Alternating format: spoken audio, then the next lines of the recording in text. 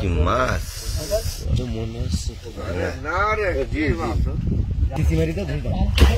এখন টাটকা মাছ কিচ্ছু হবে না। ভাইরা এই মাছটা ধরছে, হ্যাঁ মোটামুটি দেখছো তো অবস্থা। ভেটকি খালি সিটকি দিয়ে রাখবেন আর তাড়াতাড়ি খাবেন। সুন্দরবনে স্বাগত জানাচ্ছি সবাইকে। আগের রাতে আপনার একটি নৌকায় চড়ে আমরা জেলেদের সঙ্গে ঘুরে বেড়াচ্ছিলাম যে খালে। বলেছিলাম যে সকালবেলা বা ভোরবেলা পুরো ভাটা যখন হবে তখন মাছ ধরতে যাব আমরা। তো সেই ভাটা হয়েছে, জেলেরা মাছ কুড়ানোর চেষ্টা করছেন।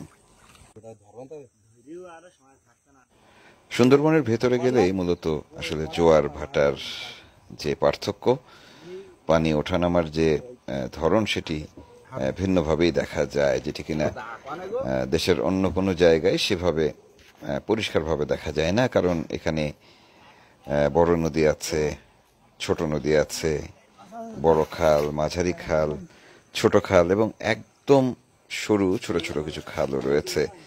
যে জায়গাগুলোতে ঢুকলে ভাটার সময় আপনার মনে হবে যে অদ্ভুত একটা জায়গা দিয়ে আপনি হাঁটছেন, কারণ নিচে কাদা এবং জঙ্গল আপনার মাথার উপরে। যাই হোক, জেলেদের এর মধ্যে দিয়ে কাজ করতে হয়। সুন্দরবনের জেলেরা ভীষণ সাহসী, আপনারা নিশ্চয়ই এতদিনে জেনে গেছেন।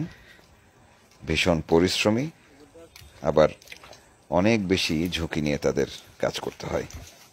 এই যে খালটি দেখছেন, এটি যখন পানিতে ভরা থাকে তখন নৌকা করে এর ভেতর দিয়ে চলাফেরা করা যায়, কিন্তু ভাটার সময় এখানে কিন্তু নৌকা নিয়ে আপনি চলাফেরা করতে পারবেন না।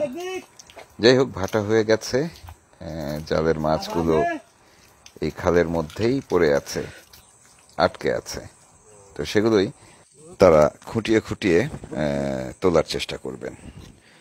গেল রাতে যখন জাল পেতে আমরা ফিরছিলাম তখন এই যে খালটি দেখছেন, এই খালের ভেতর থেকে একটা আওয়াজ এসছিল। তো পানিতে ঝাপটা লাগার আওয়াজ। জেলেদের একজন বলছিলেন যে এই খালে একটি বড় মাছ আছে।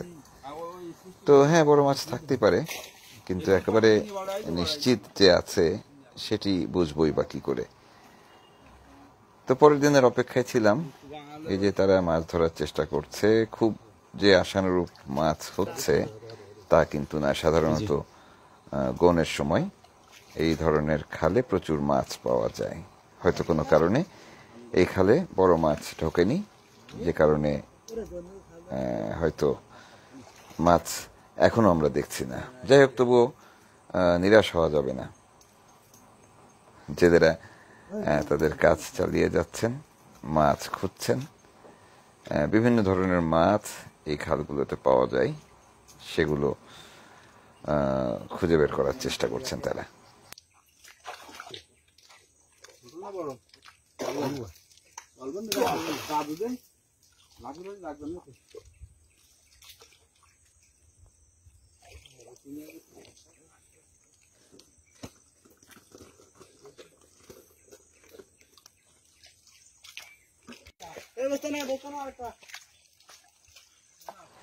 মোটামুটি বেশ ভালো সাইজের একটি মাছ দেখা গেল, ভেটকি মাছ, যার ওজন 4-5 কেজি হয়তো হবে।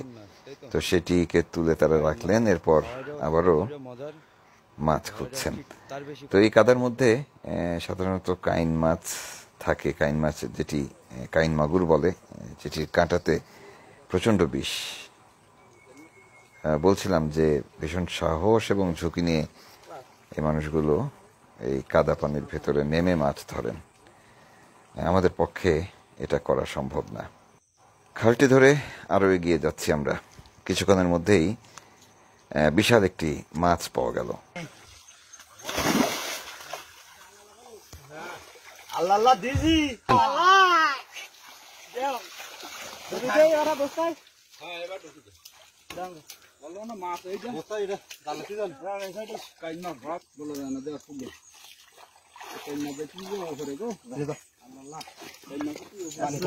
আলহামদুলিল্লাহ।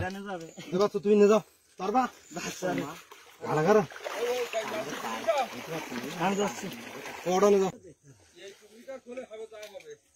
এদিকে মাছ ধরতে গিয়ে আমাদের একজন সহযাত্রী কাইন মাছের কাঁটার খোঁচা খেয়েছেন। আপনাদের বলেছি যে তীব্র ব্যথা আমরা সহ্য করতে পারবো না, কিন্তু জেলেরা হয়তো অভ্যস্ত হয়ে গেছেন এতে।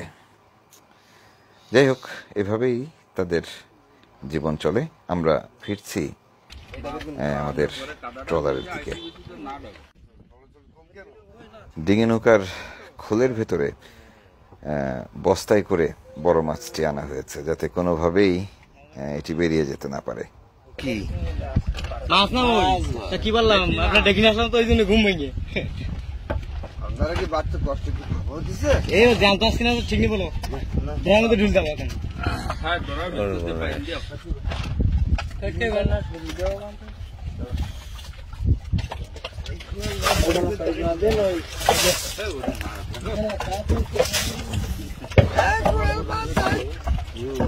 ওই নামা মানে হচ্ছে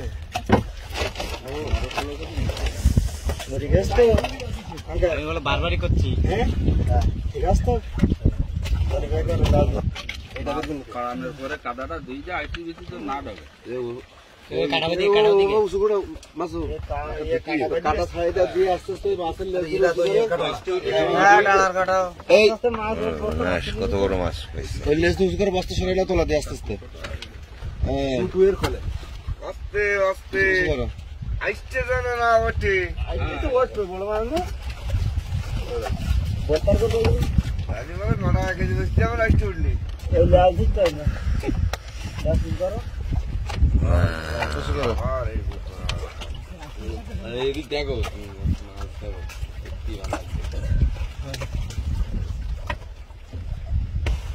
কি মাছ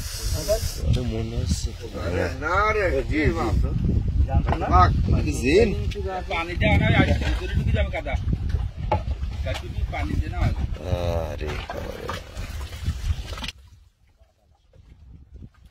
বড় মাছ ধরা পড়লে এক রকমের আনন্দ হয়। আমাদের যেমন হয়, জেলেদের আরো বেশি আনন্দ হয়, কারণ এই মাছটি বিক্রি করে তারা ভালো অঙ্কের টাকা হয়তো পাবেন।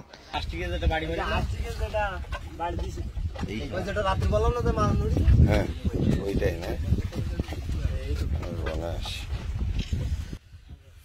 সুন্দরবনের ভেতরে মাছ ধরে সঙ্গে সঙ্গেই তো আর বাজারে তোলা যায় না, কাজেই সেগুলোকে খুব সুন্দর করে ধুয়ে বরফের মধ্যে তারা রাখেন।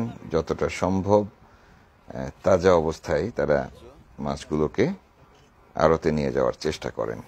বলছিলাম যে প্রতিদিন তো আর ওঠানামার সুযোগ থাকে না, তাই এই মাছগুলো প্যাকিং করার এক রকমের পদ্ধতি রয়েছে, যেটা জেলেরা জানেন যে একেবারে পরিষ্কার করে ধুয়ে ফেলবেন প্রথমে, তারপর খুব সুন্দর করে পেঁচিয়ে পলিথিন দিয়ে বরফের ভেতর ঢুকিয়ে দিবেন। এবং বরফটা এমনভাবে রাখা থাকে যে 5-7 দিন এভাবে থাকলেও মাছ যেমন দেখা যাচ্ছে ঠিক তেমনই থাকবে। যদিও বরফের মাছ স্বাদ অনেকটা কমে যায় আমরা জানি। যাই হোক, এই তরতাজা মাছটি তো একটু হাতে নিয়ে দেখতে হবে। বড় নদী মালঞ্চ, সেখানে আমরা অ্যাঙ্কর করে আছি। একটু নামা যাক নৌকায়। বলছিলাম যে মালঞ্চ নদীতে আছি আমরা, এখানে একটু নৌকাতে নামবো। অমাবস্যার বন চলে, তাই স্রোত একটু বেশি। স্রোত যখন বেশি তখন মাছও বেশি, নাকি?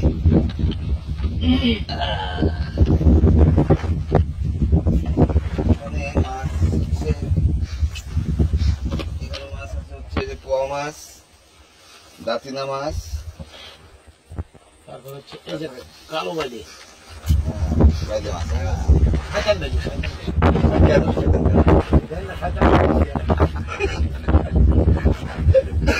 এটা কি? রুসো লুচো মাছ। রুসো আমার ধান লুসো না, ওটা রয়না মাছ। রয়না মাছ, ওটা রয়না সেই টাকা চিংড়ি। ফ্রাই হবে একটুখানি পরে দেখা যাবে। এটা কি হবে ভাই? ফ্রাই হবে আস্তে আস্তে ওই যে বড় বড় রেস্টুরেন্টে কি জানি কয় শহরের নাম ওগুলো ইয়ে ওই যে বারবিকিউ টারবিকিউ বানায় ওরা ওই যে ফ্রাই করে Fry করে, হ্যাঁ। 3টে টাকার দাম নেই 400 টাকা ওই কি টেম্পুরা আমরা আজকে টেম্পুরা খাবো, ঠিক আছে? জঙ্গলে খাই না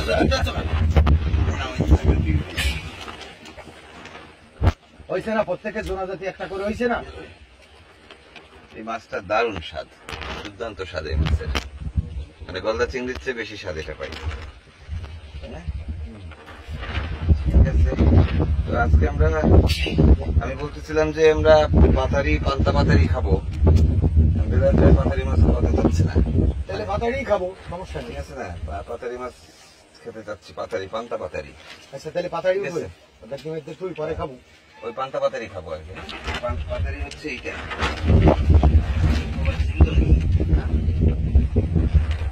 এটা হচ্ছে পাতারি, মানে হচ্ছে ভেটকি মাছ, যেটা ওরা মাছ বলা হয়, ভেটকি মাছ বলা হয়। এইটা পাতাড়ি, এটাই পাতারি, এইটা পাতাড়ি, আর এইটা হচ্ছে ভেটকি। ভেটকি ও বড় হয়েছে না দেখি ভেটকি, বড় হলি ভেটকি পালবো। বড় বড় হলে ভেটকি, আর ওটা পাতাড়ি, ও খাবো তাড়াতাড়ি। ও খাবো তাড়াতাড়ি। হ্যাঁ ওটা পাতাড়ি, ও খাবো তাড়াতাড়ি। আর এটা ভেটকি, এ খাওয়া যাবে না আপাতত। এটা খালি সিটকি দিয়ে থাকতে হবে, ভেটকি খালি সিটকি দিয়ে থাকতে হবে, আর পাতাড়ি তাড়াতাড়ি খাবে। তাড়াতাড়ি খাবে। দারুণ ব্যাপার। গানের ভিতরে হাত দিয়ে ধরে, ওই পাশে যাইতে হবে, ওই পাশে। ছেলে ভাইরা এই মাছটা ধরছে। হ্যাঁ, ওটা মোটামুটি দেখছো তো অবস্থা, কত ওজন হবে ভাই? এটা 17-18 কেজি। আচ্ছা, এমনি বাজার দর কিরকম এটা বিক্রি হবে, আনুমানিক কিরকম? কেজি মাত্র? না না না 1100 1100-1200 1100-1200 টাকা কেজিও বিক্রি হবে। দেখ, এই হচ্ছে সুন্দরবনের মাছ, এবং একটা সময় এই এটা কিন্তু পাতাড়ি না ভাই, এটা ভেটকি। এটা ভেটকি। মাথা ভেঙে যাবে। মানে যাত্রার খাওয়ার অভ্যাস নেই তো এটা, ভেটকি খালি হবে, খালি পড়ে থাকবে সিটকি দিয়ে। যাক, এই মাছ আমরা খাবো না, এই মাছ আমরা খাবো না। এটা যে কার কপালে আছে, যার কপালে আছে সে খাবে। আমরা সময় হলে খেয়ে নেব। দেখি একটা স্টিল ছবি কি দেওয়া যাবে? হ্যাঁ, যদি যদি এটাই পাওয়া যেত তাহলে এটাই হচ্ছে সবচেয়ে বড় মাছ। ওরে বাবা, বিশাল বড় মাছ। এখন এই এত বড় মাছ ছোট লাগতেছে। ছোট ওর বাচ্চা এটা ডিম পাড়ায় এটা বানাইছে, আজকে রাত্রের ভিতরে বানাইছে, জাহাঙ্গীর ভাই সহযোগিতা করছে। আমি না ডাক্তার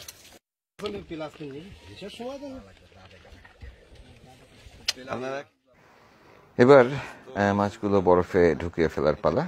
আমরা বড় মাছগুলো খাবো না, কাজেই আগে থেকে সিদ্ধান্ত যে আমরা এই মাছগুলোকে বরফের ভিতর ঢুকিয়ে ফেলবো, যাতে জেলেরা মাছগুলো বাজারে তুলে ভালো দামে বিক্রি করতে পারেন। এমনকি বরফ দেবেন?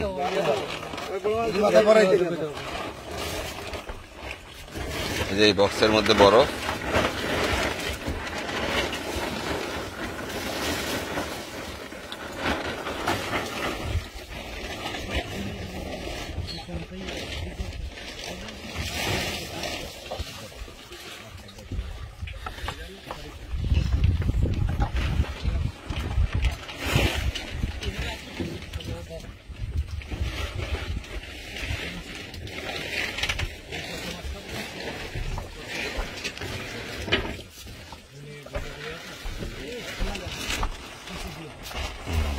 এই হচ্ছে বরফের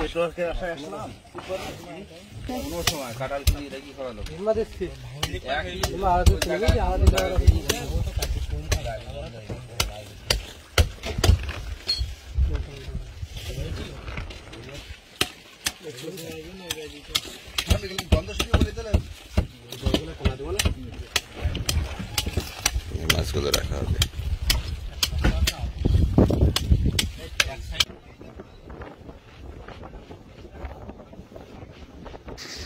এদিকে আমাদের ট্রলার ছাড়ার সময় হয়ে গেল। আমরা যে ভাটা শুরু হয়েছে সেই ভাটায় কিছুটা পথ এগিয়ে থাকব। মালঞ্চ নদী ধরেই সোজা দক্ষিণে নেমে যাচ্ছি আমরা। আজকে যেই বড় মাছটি দেখলাম আমরা, এরকম মাছ সুন্দরবনে আগে প্রচুর পরিমাণ পাওয়া যেত, জেলেরাই বলেন সেই গল্পগুলো। কাজেই খুব ভালোভাবে যদি সুরক্ষা দেয়া যায় এই অঞ্চলকে, সেক্ষেত্রে নিশ্চয়ই মাছের সংখ্যা বাড়বে, বড় মাছও পাওয়া যাবে। আচ্ছা ঠিক আছে, ঢুকে ফেলেন। বরফ দিয়ে এখন এটা, এই বরফের মধ্যে কদিন থাকবে এভাবে রাখলে? 2-7 দিন, মানে বরফের কাছে, বরফ যতদিন থাকবে মাছ ততদিন থাকবে, ভালো থাকবে। আচ্ছা, এভাবে মাছ ধরে এভাবে এখানে বরফের মধ্যে তারা সংরক্ষণ করে আর কি। তারপরে মাছ ধরা শেষ হয়ে গেলে যে বাজার আছে স্থানীয়, সেই বাজারে নিয়ে গিয়ে বিক্রি করে। আবার অনেক সময় যদি মহাজনের হয়, সেক্ষেত্রে মহাজন নৌকায় এসে মাছ নিয়ে যায়, দৈনিক মাছ নিয়ে যায়।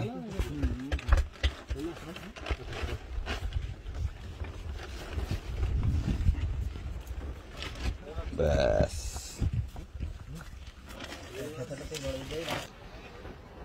যারা দর্শক রয়েছেন, যারা খুব মন দিয়ে ভালোবাসেন আমার কাজগুলোকে, তাদের উদ্দেশ্যে একটু বলতে চাই যে প্রায় একই জিনিস ঘুরে ফিরে আপনাদের আমি দেখাচ্ছি। হয়তো একঘেয়েমি আসতে পারে, এবং কেউ কেউ হয়তো বলছেনও যে এই একই জিনিস আর ভালো লাগছে না। তো আসলে সুন্দরবনে আমি যে কাজ করি, সেই কাজের ফাঁকে ফাঁকে আপনাদের জন্য এই ভিডিওগুলো আমি করি। যদি বড় পরিসরে কখনো সুযোগ পাই, আপনাদেরকে আরো নানা বিষয়ে দেখানোর চেষ্টা করব। শেষ করছি, ভালো থাকবেন সবাই।